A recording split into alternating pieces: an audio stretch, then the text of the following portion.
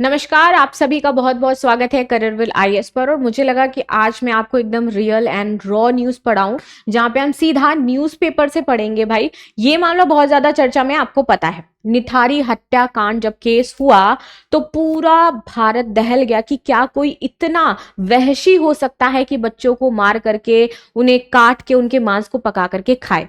लेकिन जो इतना हीनियस क्राइम था, इस क्राइम में कैसे उसे रिहा किया जा रहा है और रिहाई का जो रास्ता है वो कैसे कहा जा रहा है कि साफ है। फिर तो हमें बहुत ज्यादा शेम फील करना चाहिए अपने जो हमारा सिस्टम है उस पर, क्योंकि कैसे सिस्टम अलाउ करता है कि जिसने कम से कम 16 से 17 बच्चों को मारा, गायब किया, उनको खाया, इनकी इतनी हड्डियां मिली, और फिर उसके बावजूद उनके साथ ये आप रिहाई उनको दे रहे हो, उनके साथ आप दया याचिका को आप उनको स्वीकार कर रहे हो। ये क्या सारी चीजें हो जाती हैं, तो इसे पर हम बात करेंगे। और कैसा हमारा देश का सिस्टम है ये भी एक क्वेश्चन क्रिएट करता है, तो उस पर भी चर्चा करेंगे। आप मुझे जरूर बताइएगा कि आपकी राय इस मुद्दे पर क्या हो जाती है।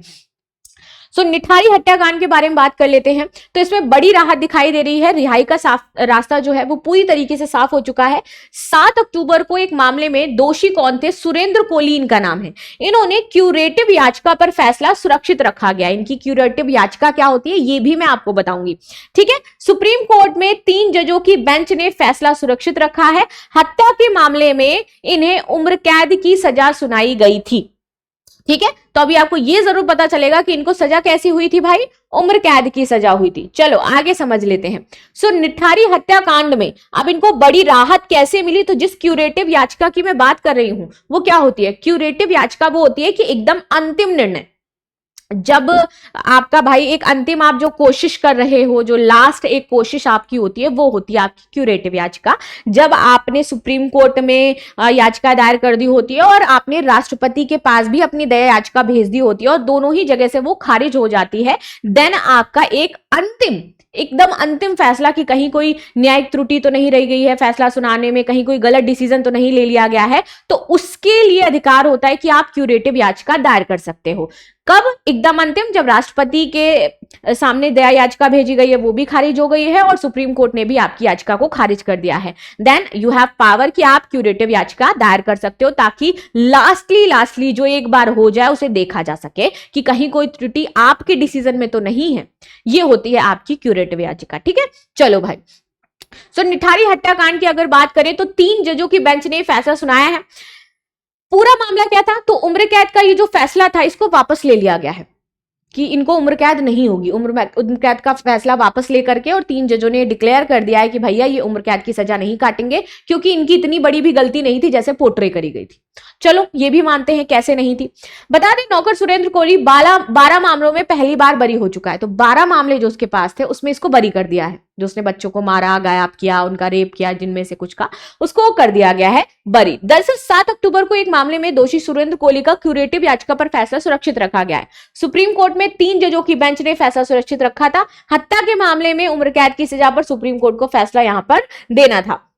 अब आ जाते हैं कोर्ट ने आखिर कहा क्या है, क्या मामला यहां पर कोर्ट के द्वारा रखा गया है। तो सीजीआई इस टाइम जो है बीआर गवई, जस्टिस सूर्यकांत और जस्टिस विक्रमनाथ की बेंच ने सुनवाई के दौरान अहम टिप्पणियां की थी।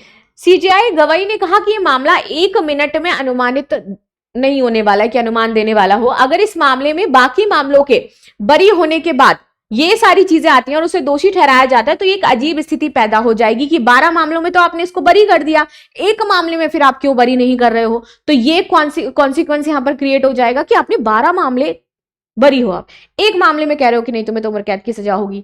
आगे आ जाते हैं।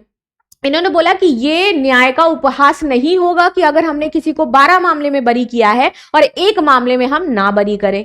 चलो, जस्टिस विक्रमनाथ ने भी कहा कि दोष सिद्धि बयान और रसोई के चाकू की बरामदगी हुई है, मतलब जो बरामद किया गया है, इस पर आधारित है कि क्या यह संभव है कि कोई रसोई के चाकू से हड्डी काटी जाएगी, जिन हड्डियों के बारे में बात की जा रही थी। तो फिर रियल कल्प्रिट कौन है? अगर आप ये सारे तर्क दे रहे हो तो रियल कल्प्रिट कौन था ये भी तो बताओ, ठीक है। सुरेंद्र कोहली 12 मामलों में बरी हो चुका है, लेकिन एक मामले में उम्र कैद की सजा मिली है। उम्र कैद की सजा के खिलाफ जो कोहली है उसने जो पुनर्विचार याचिका है उसको खारिज कर चुके थे। अब कोहली ने सुप्रीम कोर्ट में क्यूरेटिव पिटीशन दाखिल करके उम्र कैद की सजा को चुनौती दे दी है। चलो भाई आगे बात करते हैं। कोहली पर मामला क्या है ये समझ लेते हैं। इन पर मामला है कि इन्होंने 2005 और 2007 के बीच कई सारे बच्चों को किडनैप किया, उनका बलात्कार किया और उनकी हत्या करी है। एक मामले में 2011 में सुप्रीम कोर्ट ने इन्हें उम्र कैद की सजा सुनाई थी।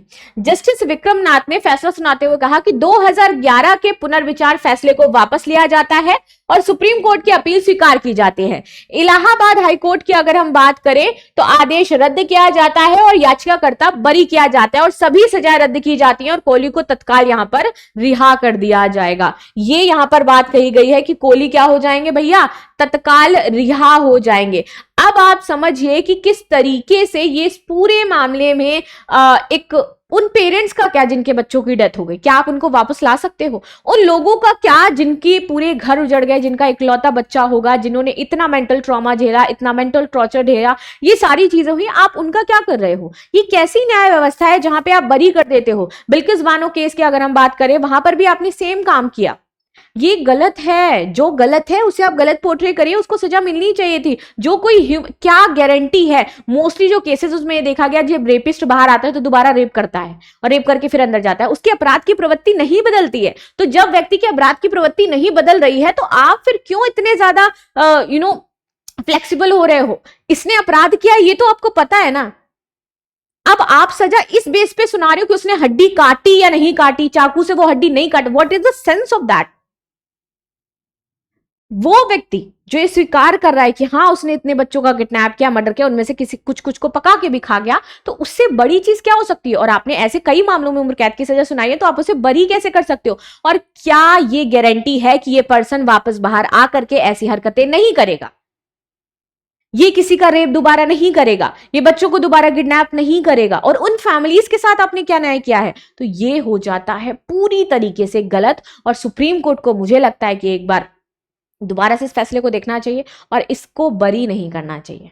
आपकी क्या राय है जरूर बताइएगा। मिलते हैं नेक्स्ट क्लास में and thank you so much. मुझे लगा था कि आज आप लोगों को इस तरीके से मुझे पढ़ाना है, कुछ कुछ चीजें समझानी है, and that's why I did this. मिलते हैं नेक्स्ट क्लास में। Again thanks.